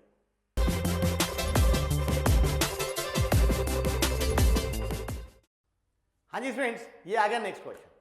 क्या कहता है वो, P, Q, R, S are distinct positive integers such that Pth, Qth, Rth and Sth terms of AP are in GP। यानी एक AP की ये चार टर्म्स है, Pth term, Qth term, Rth term. यानी Pth टर्म अगर हम देखें तो TP, Qth टर्म यानी TQ say, and this is TR and this is say TS। तो these terms are in GP. यानी यहां से अगर मैं कहूं तो से दिस इज A, तो this is of course AR, this is of course AR square and this is of course AR cube. नजर आ रहा है हमें? अच्छा, अब वो कहता है लेट दिस इक्वल्स, कुछ मिसिंग है, बीटा आई थिंक ये अल्फा होगा, let alpha is equal to log of this, beta is equal to log of this and gamma is equal to log of this. ये तीन चीजें हमें given है, alpha beta gamma की values given है। फिर यहां से उसने स्टेटमेंट 1 दिया, स्टेटमेंट 2 दिए। तो ऐसे क्वेश्चन में मैं पता पहले हम स्टेटमेंट 2 चेक करते हैं। स्टेटमेंट 2 में वो कहता है alpha beta gamma are in AP. तो हमें सबसे पहले बात करनी है अल्फा बीटा गामा की। तो ध्यान से देखो, अगर मैं यहां पे अल्फा की बात करूं तो अल्फा हमारे पास है log of mod of P minus Q. अब ये थोड़ी सी सिंप्लीफिकेशन हम लोगों को नजर आ रही है। कैसे? देखो, क्योंकि ये एपी की पीएथ टर्म है, तो एपी की पीएथ टर्म मैं कह सकता हूं A plus P minus 1 into D. Qth term I can say A plus Q minus 1 into D, and this is A plus R minus 1 into D, and this is A plus S minus 1 into D. ये तो मैं कह सकता हूं। अब क्योंकि यहां पे बात हो रही है पी माइनस क्यू की, तो मैं इन दोनों को माइनस कर देता हूं। जैसे ही माइनस किया, ध्यान से देखो, तो ए से ये कैंसिल हो गया, तो यहां पे क्या आ गया, P minus Q into D. और इधर से अगर हम देखें, अगर मैं जीपी के सेंस में बात करूं, तो ये आ गया A minus A are is equal to P minus Q into D. यानी अगर मैं P माइनस क्यू की वैल्यू निकालूं, तो ध्यान से देखो क्या आ गया, ए कॉमन ब्रैकेट में 1 माइनस आर अपॉन में डी। देखो अल्फा की वैल्यू ये आ रही है, सिंप्लीफाई हो रही है काफी हद तक। अब सिमिलरली अगर आप ध्यान से देखें, हम बात करें बीटा की, बीटा है log of mod of Q minus R. Q minus R के लिए यहां पे दिख रहा है, अगर मैं इन दोनों क्या कर दूं माइनस, तो ए से cancel, Q minus R into D किसके इक्वल आ गया, इन दोनों के डिफरेंस के। और इन दोनों का डिफरेंस ध्यान से देखो, अगर मैं ए आर कॉमन ले लूं तो ब्रैकेट में बन गया 1 माइनस आर, और डी को अगर मैं नीचे ले आऊं तो ये वैल्यू आ गई किसकी, क्यू माइनस आर की, तो ये आ गया बीटा। एंड अगर मैं सिमिलरली बात करूं भाई गामा की, तो गामा आएगा log of R minus S, इन दोनों को माइनस करो तो सिमिलरली ये आ गया log of mod of A R square, बेटा this time common, and bracket में this is 1 minus R and of course upon में डी। तो मुझे इन तीनों नंबर्स को देखना है ये एपी में है या फिर नहीं है। तो मैं एक काम करता हूं, तीन नंबर्स एपी में तभी होते हैं जब second term minus first term is equal to third term minus second term. तो मैं इन दोनों को माइनस कर लेता हूं। जैसे मैंने इन दोनों को माइनस किया, ध्यान से देखो, लॉग ए माइनस लॉग बी, तो अगर मैं यहां से बीटा माइनस अल्फा निकालता हूं तो वो आ जाएगा log of A minus log B, यानी एक तरह से log M minus log N which is log of M by N. तो ये वाली जो पूरी टर्म है वो इससे डिवाइड हो जाएगी लॉग के अंदर, क्योंकि log M minus log N is log of M by N. तो जैसे ही मैंने इन दोनों को डिवाइड किया, ध्यान से देखो, तो न्यूमिनेटर में आ गया a into R into 1 minus R upon denominator में आ गया a इंटू 1 माइनस आर, क्योंकि दोनों के डिनोमिनेटर डी डी है वो कैंसिल हो गए डिवाइड होने पे। और यहां से इनफैक्ट अब दिख रहा है 1 माइनस आर भी कैंसिल, a भी कैंसिल, तो ये क्या आ गया, this is log of mod R. Is that okay? अब यहां से मैं निकाल लेता हूं भाई गामा माइनस बीटा। अब जब मैंने गामा माइनस बीटा निकाला तो ध्यान से देखो, ये again log M minus log N, तो इस बार आ गया log of mod of this M by this N. और जैसे मैंने डिवाइड किया, दोनों के डिनोमिनेटर डी है, कैंसिल हो गया, तो ये आ जाएगा मेरे पास A R square into 1 minus R upon में of course A R into 1 minus में आर। और यहां भी अगर आप ध्यान से देखो, 1 माइनस आर कैंसिल, एक आर भी कैंसिल और ए से ए भी कैंसिल, तो ये भी आ गया log of mod R, I think. ठीक किया हमने, बिल्कुल ठीक, यानी ये भी इसके बराबर आ गया। यानी अगर बीटा माइनस अल्फा और गामा माइनस बीटा बराबर है तो alpha beta gamma are in AP, this is a correct statement. तो स्टेटमेंट 2 करेक्ट है। Is that okay? अब जब स्टेटमेंट 2 करेक्ट आ जाती है ऐसे क्वेश्चन में, तो हमें पता है हमें स्टेटमेंट 1 पे जाना पड़ता है। किसकी हेल्प से? स्टेटमेंट 2 की हेल्प से।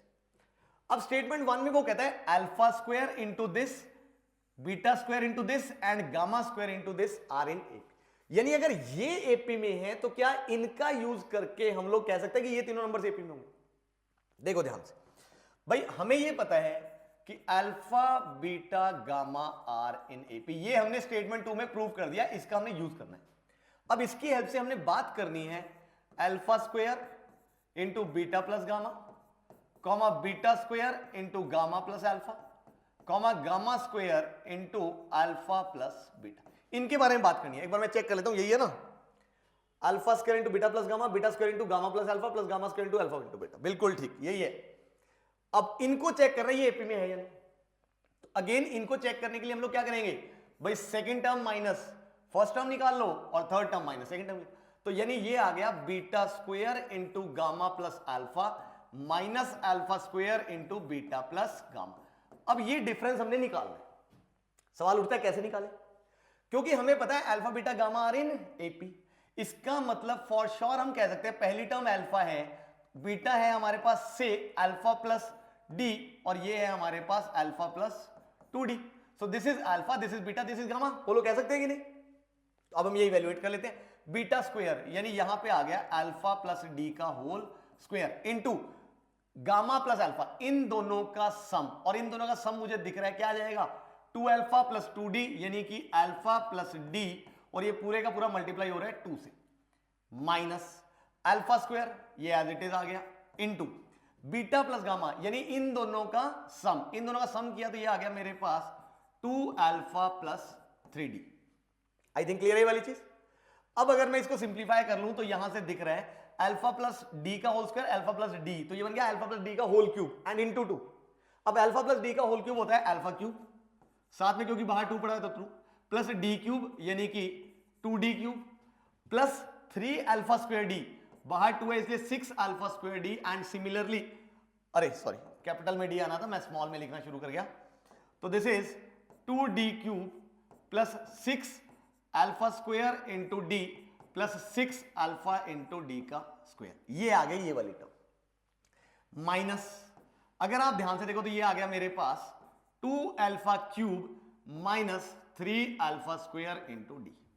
यानी अगर मैं इसको सिंप्लीफाई करूं, देखना जरा, ये वाली टर्म तो हुई कैंसिल, तो ये आ गया 2d क्यूब और प्लस यहां से 3 alpha square D plus 6 alpha D square, यानी ये आ गया डिफरेंस। आप चाहो तो डी कॉमन भी ले सकते हो, कोई दिक्कत वाली बात नहीं है। Am I clear? अब हम निकालते हैं third term minus second term, यानी कि gamma square into alpha plus beta minus भाई beta square into gamma plus alpha. अब इसको भी जरा ध्यान से, गामा स्क्वायर यानी अल्फा प्लस 2d का होल स्क्वायर, तो alpha square plus 4d square plus 4 alpha into D, ये आ गया मेरे पास gamma square into alpha plus beta. Alpha plus beta आ गया मेरे पास 2 alpha plus D minus again beta square, beta square क्या जाएगा मेरे पास अल्फा प्लस डी का होल स्क्वायर, यानी कि alpha square plus D square plus 2 alpha D into gamma plus alpha. Gamma plus alpha is nothing but this plus this is 2 alpha plus 2d, यानी कि alpha plus D and of course साथ में आ जाएगा 2। Is that okay? यही बन रहा है। अब यहां से इसको जरा हम सिंप्लीफाई करते हैं, देखो यार टर्म बाय टर्म मल्टीप्लाई करते हुए जाओ। अल्फा स्क्वायर इससे मल्टीप्लाई हुआ 2 alpha cube, alpha square D से मल्टीप्लाई हुआ plus alpha square into D, फिर उसके बाद 4d स्क्वायर इससे मल्टीप्लाई हुआ 8 अल्फा डी स्क्वायर, फिर 4d स्क्वायर इससे मल्टीप्लाई हुआ 4d cube, then 4 alpha D इससे मल्टीप्लाई हुआ तो plus 8 alpha square into D, फिर ये इससे मल्टीप्लाई हुआ तो plus 4 alpha into D square. I think यही बनेगा माइनस। अब ये वाली टर्म को मल्टीप्लाई करो, साथ में 2 भी है, तो 2 अल्फा इससे मल्टीप्लाई हुआ तो क्या बन गया माइनस 2 अल्फा क्यूब, फिर 2 अल्फा इससे मल्टीप्लाई हुआ तो क्या बन गया माइनस 2 अल्फा डी स्क्वायर, फिर 2 अल्फा इससे मल्टीप्लाई हुआ तो क्या बन गया minus 4 alpha into D, sorry alpha square into D, फिर उसके बाद अब 2d सबसे मल्टीप्लाई करो तो minus 2 alpha square into D. एक मिनट, ये वाली टर्म इससे मल्टीप्लाई हुई तो अल्फा स्क्वायर डी, तो 2 इंटू 2 अल्फा यानी 4 अल्फा डी और इंटू अल्फा तो 4 अल्फा स्क्वायर डी, तो विद नेगेटिव साइन, और यहां से जब ये वाली टर्म इधर मल्टीप्लाई हुई तो माइनस 2 अल्फा स्क्वायर डी, बिल्कुल ठीक है।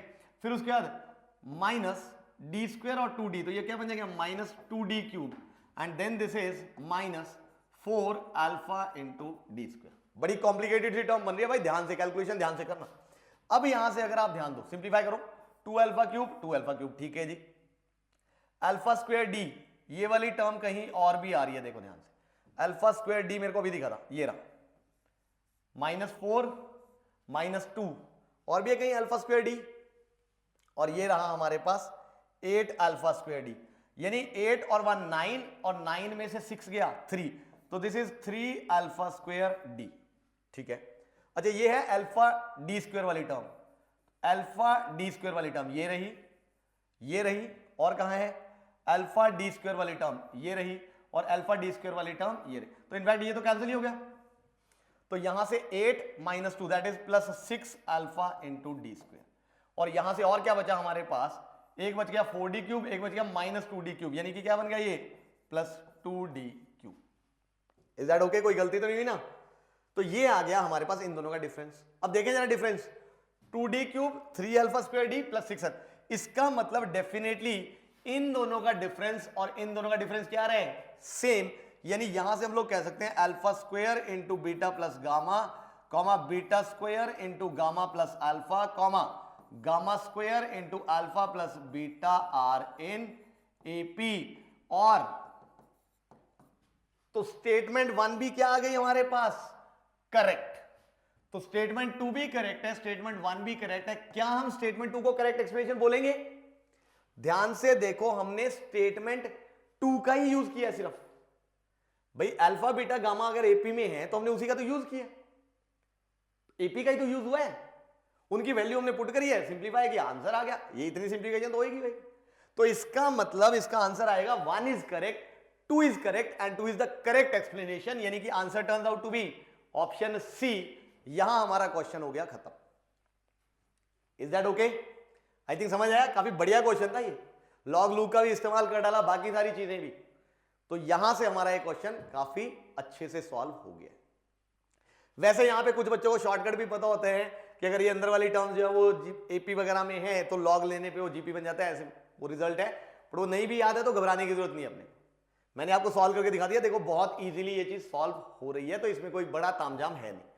ध्यान से करनी है थोड़ी कैलकुलेशंस, करोगे तो सिंप्लीफाइड फॉर्म में आ जाएगा अपने आप आंसर और क्वेश्चन सॉल्व हो जाएगा। Is that okay? तो चलिए गाइस, आई थिंक समझ आ गया है। बढ़ते हैं इसके बाद नेक्स्ट क्वेश्चन पे।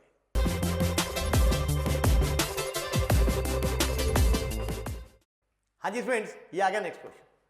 क्या कहता है वो इसमें, let this be a sequence such that a1 is equal to 2 and an minus 1 is equal to 2n for n greater than equal to 2। यानी एक रेकरेंस रिलेशनशिप दिया हुआ है। Then a1 plus a2 plus a3 से लेके a20 तक का सम हमने निकालना है। देखो बड़ी सीधी सी बात है यार, अगर a1 a2 a3 ये सारी टर्म्स आ जाए तो बात बन जाएगी।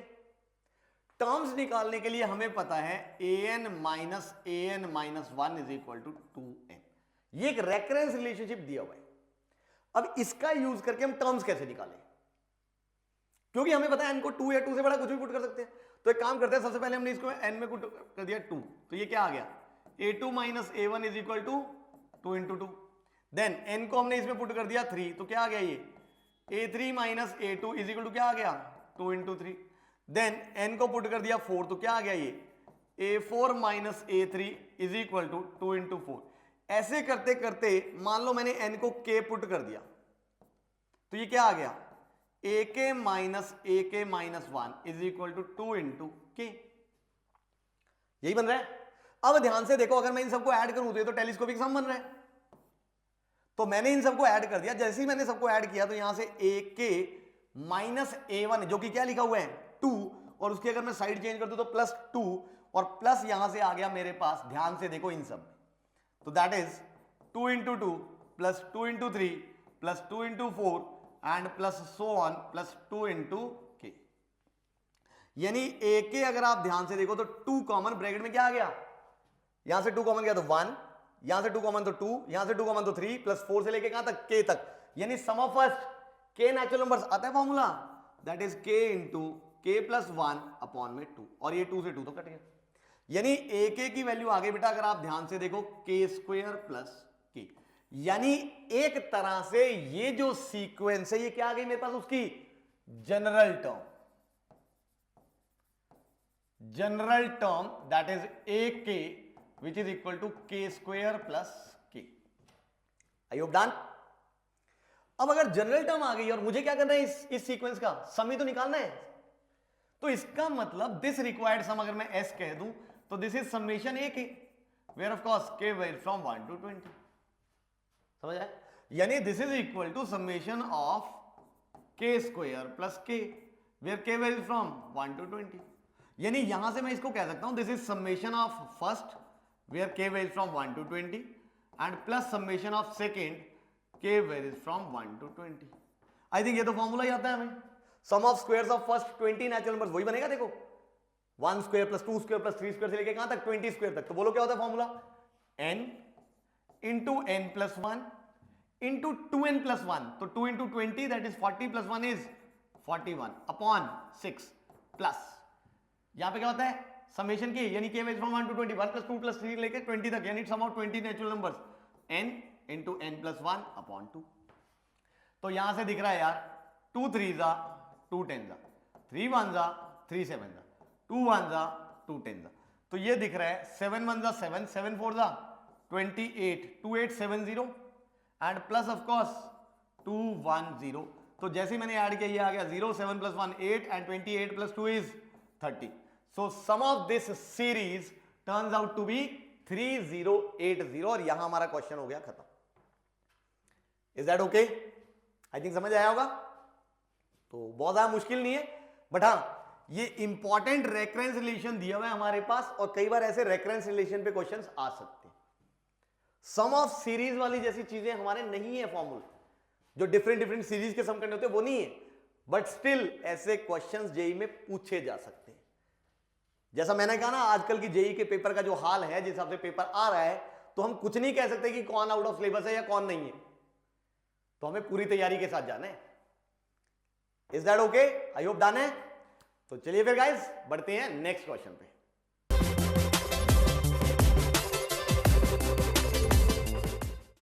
हाँ जी स्टूडेंट्स, ये आ गया हमारे पास नेक्स्ट क्वेश्चन। क्या कहता है वो? If the roots of this equation are in HP, roots HP में दिए हुए, and only integral root of this equation is alpha, यानी अल्फा इस इक्वेशन का एक रूट है जो कि इंटेग्रल रूट है, that is the only root.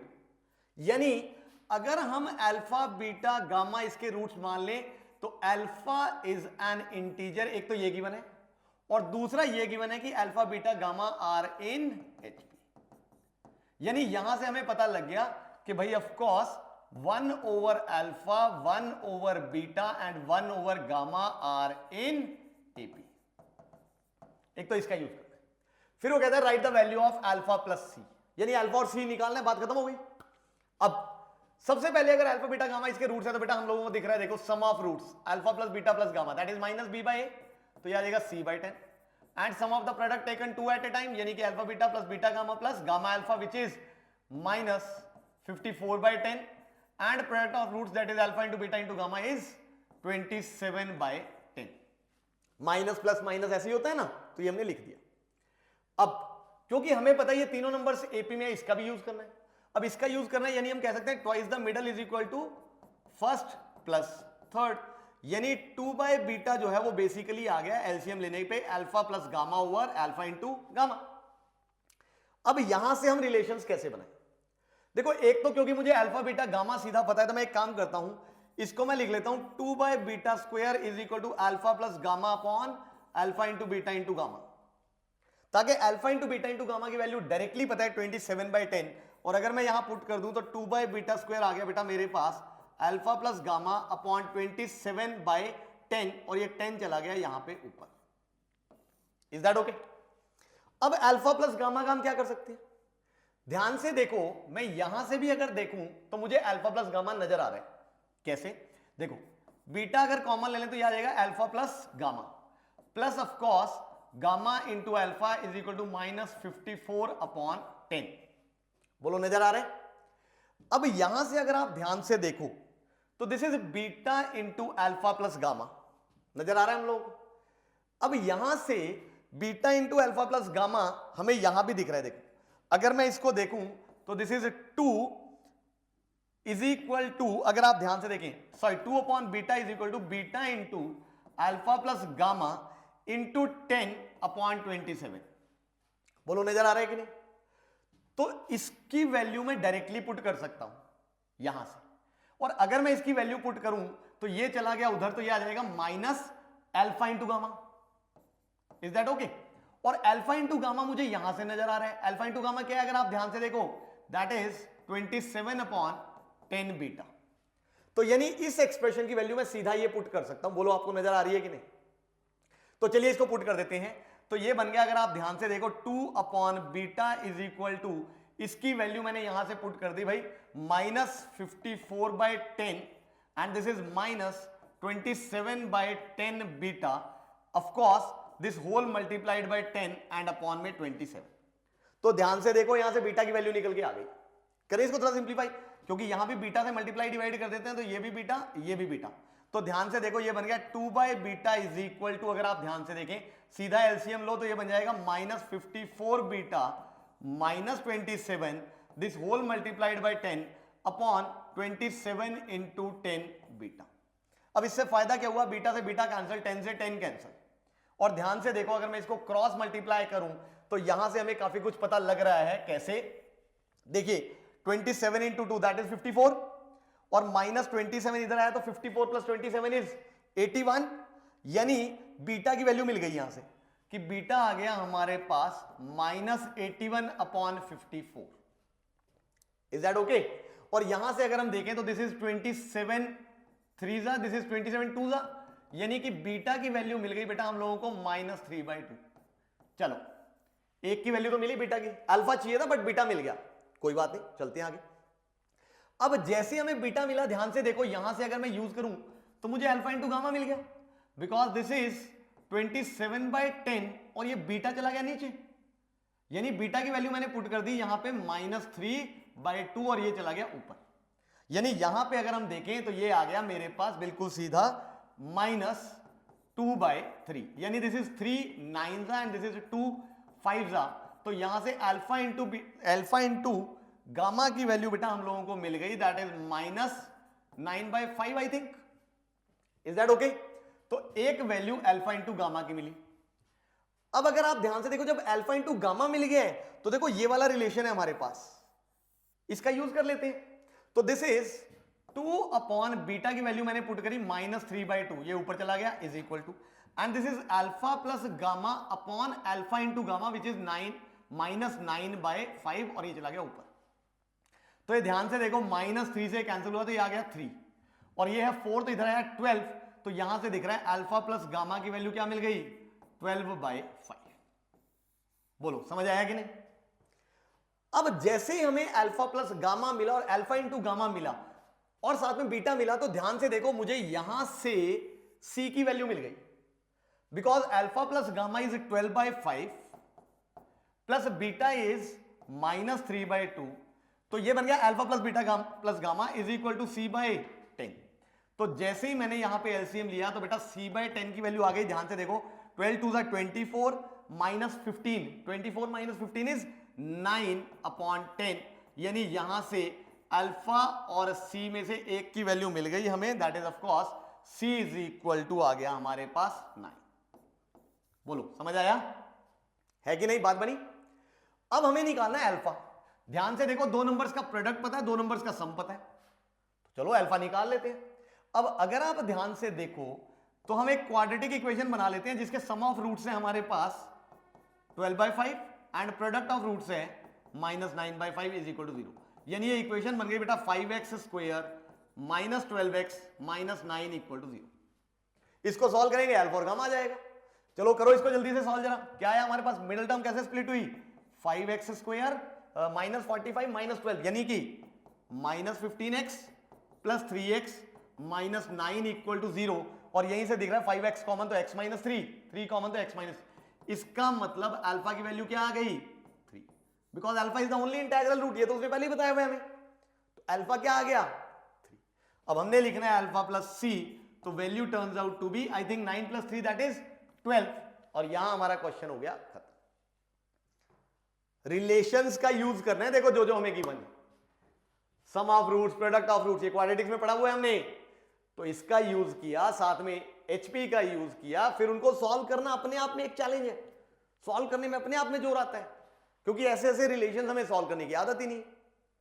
तो हमें ध्यान से देखना है कि कौन कौन सा रिलेशन कैसे कैसे बनना है और उसका यूज कैसे करना है, बस। और इस क्वेश्चन में कुछ भी नहीं था। बेसिकली ये क्वेश्चन इक्वेशन सॉल्विंग का था। अब अगर आपकी इक्वेशन सॉल्विंग अच्छी है तो क्वेश्चन सॉल्व होगा, वरना ऑब्वियसली दिक्कत आएगी। Is that okay? तो चलिए गाइस, आई थिंक समझ आ गया होगा। इसके बाद हम बढ़ते हैं नेक्स्ट क्वेश्चन पे।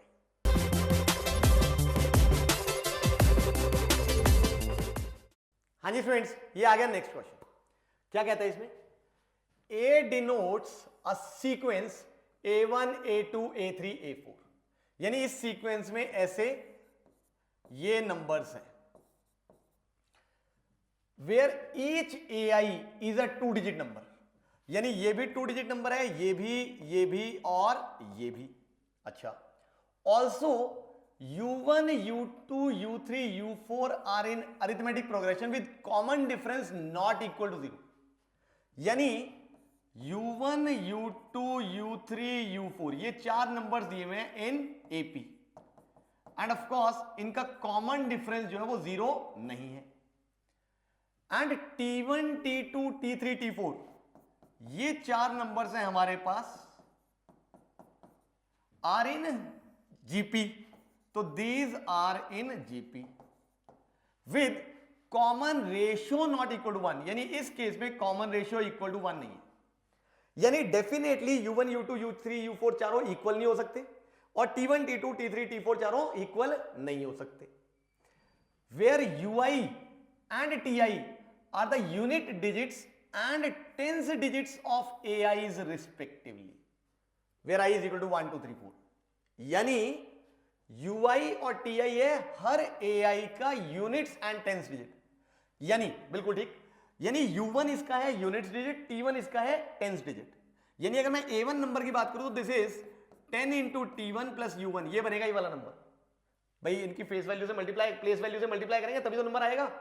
सिमिलरली ये आ जाएगा 10 into T2 plus U2, this is 10 into T3 plus U3 and 10 into T4 plus U4। अभी तक हमें ये इंफॉर्मेशन मिली। Where S denotes the sum of all 4 terms of A, ठीक है, S इन सब का सम दिया हुआ है हम लोगों को, that is A1 plus A2 plus A3 plus A4। How many different sequences A can be formed, A sequences कितनी बनेगी? S का तो आई थिंक ये शायद एक्स्ट्रा दिया गया, इसका तो वैसे कोई मुझे यूज नजर नहीं आ रहा। खैर चलो देखते हैं आगे। तो हमें बेसिकली A सीक्वेंसेस गिननी है, मतलब A1 A2 A3 A4 ये सीक्वेंसेस कितनी बन सकती है। ऑब्वियसली जितनी values U1 U2 U3 U4 और T1 value T2 T3 T4 की वैल्यूज हो सकती है। तो बेसिकली हमें देखना है कि U1 U2 U3 U4 की क्या क्या वैल्यूज है और फिर T1 T2 T3 T4 की क्या क्या वैल्यूज है, जितनी वैल्यूज पॉसिबल उतनी सीक्वेंसेस। तो क्योंकि हमें ये नंबर्स जीपी में दिए हुए हैं और हमें पता है कि ये तो यूनिट्स ही होने, यानी T1 T2 T3 T4 की वैल्यू 0 से लेकर 9 के बीच में कुछ ना कुछ हो सकती है। इनफैक्ट 0 भी नहीं हो सकती क्योंकि जीपी है। इसका मतलब इनकी वैल्यू 1 से लेकर और 9 के बीच में कुछ भी हो सकती है। बट ध्यान से ये चारों नंबर्स मैंने ऐसे लेने हैं, चारों डिजिट्स की, किसमें हो? जीपी में। अब कॉमन रेशियो 1 तो हो नहीं सकती, तो हम एक काम करते हैं, अगर ये जीपी में लेने तो हम कॉमन रेशियो 2 लेके कोशिश करते हैं। जैसे सबसे पहला नंबर मैंने ले लिया 1, फिर कॉमन रेशियो 2 लेना तो अगला नंबर 2, फिर अगला नंबर 4 एंड अगला नंबर 8। यानी कॉमन रेशियो 2 के लिए T1 T2 T3 T4 की कॉरेस्पॉन्डिंग वैल्यूज 1 2 4 8 हो सकती है। 1 2 4 8 जब आएगा तो ये नंबर्स जीपी में बन जाएंगे, दिख रहा है। फिर कॉमन रेशियो 2 वाली और कोई हमारे पास जीपी, अब अगर मैं 2 ले लूं तो 2 4 8 16 नहीं हो पाएगा, फिर 3 6 नहीं हो पाएगा, यानी कॉमन रेशियो 2 वाली और कोई जीपी नहीं हो सकती। Is that okay? इनफैक्ट 1/2 वाली हो सकती है, इसके corresponding 8 4 2 and 1। Is that okay? यानी T1 T2 T3 T4 की वैल्यूज या तो 1 2 4 8 है रिस्पेक्टिवली, या फिर 8 4 2 1 है रिस्पेक्टिवली। अब अगर मैं कॉमन रेशियो 3 वाली बात करूं तो भी कोई पॉसिबल नहीं, कॉमन रेशियो 4 वाली बात करूं तो भी पॉसिबल नहीं है। इसका मतलब definitely T1 T2 T3 T4 के लिए या तो ये वाली वैल्यूज पॉसिबल है या फिर ये वाली, यानी 2 set of values are possible for T1 T2 T3 and T4। अब हम बात करते हैं U1 U2 U3 and U4, ये क्या क्या हो सकते हैं। देखो कॉमन डिफरेंस 0 नहीं हो सकता, कॉमन डिफरेंस 1 तो हो सकता है। तो अगर कॉमन डिफरेंस मैंने 1 ले लिया तो ये यूनिट डिजिट्स क्या क्या हो सकती हैं? तो भाई ऑफ कोर्स 0 1 2 एंड 3। अगर मैं 1 कॉमन डिफरेंस वाली लूं तो इनकी कॉरेस्पॉन्डिंग वैल्यूज ये हो सकती है, या फिर सिमिलरली 1 2 3 4 ये भी हो सकती है कॉमन डिफरेंस 1 वाली, या फिर ऐसी अगर हम चलते जाएं तो लास्ट में क्या हो सकती है भाई 6 7 8 एंड 9। तो ये मेरे पास हो सकती हैं U1 U2 U3 U4 की वैल्यूज जो एपी में होगी और जिनका कॉमन डिफरेंस क्या होगा 1। तो ये कितनी हुई टोटल हमारे पास 0 1 2 से लेके यहां तक, तो ये कितनी हो गई 7। Is that okay? I think ये वाली चीज नजर आ रही है आप लोगों को। अब ये आ गई कॉमन डिफरेंस 1 वाली। अब हम बात करते हैं कॉमन डिफरेंस 2 वाली। कॉमन डिफरेंस वाली 2 वाली देखें तो 0 2 4 6 या फिर भाई 1 3 5 7 या फिर भाई ऑफ कोर्स 2 4 6 8 या फिर 3 5 7 9 ये हो सकती है कॉमन डिफरेंस 2 वाली, और तो कोई पॉसिबल ही नहीं है। तो यहां से कितनी आ गई ये 4। Is that okay? फिर कॉमन डिफरेंस 3 वाली, कॉमन डिफरेंस 3 वाली क्या हो सकती है 0 3 6 9, फिर उसके बाद 1 4 7 नहीं हो सकती। इसका मतलब यहां से सिर्फ एक ही पॉसिबिलिटी हो सकती। Is that okay?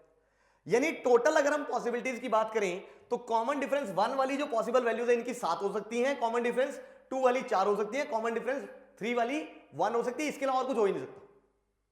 या इनफैक्ट मैं ये भी कह सकता हूं कि ये 0 1 2 3 या फिर ये 3 2 1 0 उल्टा भी तो हो सकता है जैसे यहां था। यानी ऐसे वाली अगर आप ध्यान से देखो टू बी मोर एक्यूरेट हमें कहनी चाहिए कितनी है 14, और ये वाली भी हम 8 की बजाय 4 की बजाय क्या कहेंगे 8, और ये वाली भी 1 की बजाय कितनी हो जाएगी 2। तो ये पॉसिबिलिटीज है total U1, U2, U3, U4 के लिए। समझ आए? तो टोटल पॉसिबिलिटीज कितनी आ गई? 14 और 8 22 और 2 24। यानी इसकी सीक्वेंस एपी बनाने के लिए हमारे पास 24 पॉसिबिलिटीज हैं, और इनकी जीपीज बनाने के लिए हमारे पास टोटल 2 पॉसिबिलिटीज हैं। तो अगर मैं टोटल सीक्वेंसेस बनाऊंगा तो कॉरेस्पॉन्डिंग वैल्यूज आएंगी ना, जैसे 1 2 4 8 के कॉरेस्पॉन्डिंग 0 1 2 3 आ गया, या 3 2 0 1 आ गया, फिर 1 2 4 8 के कॉरेस्पॉन्डिंग 1 2 3 4 आ गया साथ में, या फिर 4 3 2 1 आ गया, and so on and so on. तो कॉरेस्पॉन्डिंग वैल्यूज असाइन करनी पड़ेगी। तो नंबर ऑफ सीक्वेंसेस बोलो कितनी हुई? ऑफ कोर्स 2 into 24, क्योंकि इतनी ही वैल्यूज पॉसिबल है for T1, T2, T3, T4 and उनके रिस्पेक्ट में U1, U2, U3, U4। तो total number of such sequences possible is 2 into 24 which is nothing but 48। तो ये आ गया आंसर। इनफैक्ट ये आई थिंक मुझे लगता है कोई मिसप्रिंट हो गया है, चलो कोई बात नहीं, एस पता नहीं क्यों दिया हुआ है, खैर छोड़ो उसको। तो हमारा क्वेश्चन हो गया सॉल्व। कैसा लगा क्वेश्चन? बढ़िया था कि नहीं? मजा आया ना करके? सिंपल सा था, एपी जीपी पे समझ के करने वाली चीज थी। अब आपने कितना अपना दिमाग लगाया ये तो इस पे डिपेंड करता है। Is that okay? तो चलिए यहां पे हमारा ये क्वेश्चन भी होता है खत्म, और आज का लेक्चर भी होता है खत्म। तो सीक्वेंसेस एंड सीरीज का जो हमारा चैप्टर है वो खत्म हो गया है। इनफैक्ट अगर आप ध्यान से देखो तो आज के लेक्चर के साथ मैथ्स के हमने 2 बड़े इंपॉर्टेंट पार्ट्स खत्म कर दिए हैं। एक कैलकुलस, जिसमें of course differential and integral किया था हमने, और दूसरा अलजेब्रा वाला पार्ट भी। Is that okay? बीच में ऑफ कोर्स ट्रिग्नोमेट्री वगैरह भी आ गई थी, उसको मैं कैलकुलस में ही गिन रहा हूं। तो हमारा कैलकुलस और अलजेब्रा का पार्ट खत्म हो चुका है। अब हम शुरू करेंगे अगला चैप्टर जो कि है ज्योमेट्री वाला पार्ट। और ज्योमेट्री में आपको पता है आपके पास 2 चैप्टर्स 11th में है, एक स्ट्रेट लाइंस, एक कोनिक सेक्शंस, और 2 ही चैप्टर 12th में है, that is vectors and 3D। तो चलिए फिर हमारा ये पार्ट खत्म हुआ, अब हम लास्ट पार्ट पे चलेंगे, और नेक्स्ट लेक्चर में मैं आपसे मिलूंगा जहां पे हम लोग स्टार्ट करेंगे 2D की स्ट्रेट लाइंस का चैप्टर। बट ध्यान से आज का होमवर्क PYQs करने मत भूलिएगा। Is that okay? तो चलिए गाइस, विदा लेता हूं और मिलता हूं आप सबसे मैं नेक्स्ट लेक्चर में।